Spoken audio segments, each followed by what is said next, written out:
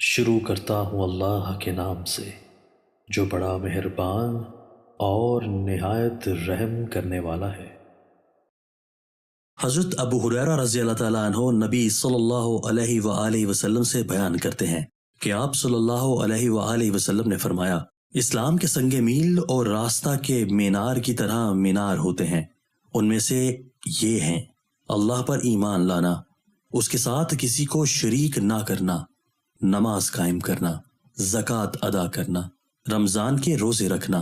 بیت اللہ کا حج کرنا، نیکی کا حکم دینا، برائی سے منع کرنا، اپنے گھر والوں کو سلام کہنا جب تم گھر میں داخل ہو، اور جب تم اپنی قوم کے پاس سے گزرو تو انہیں سلام کہنا۔ جس نے ان میں سے کسی چیز کو چھوڑ دیا اس نے اسلام کا ایک حصہ چھوڑ دیا، اور جس نے ان سب کو چھوڑ دیا اس نے اسلام کو پسے پشت ڈال دیا۔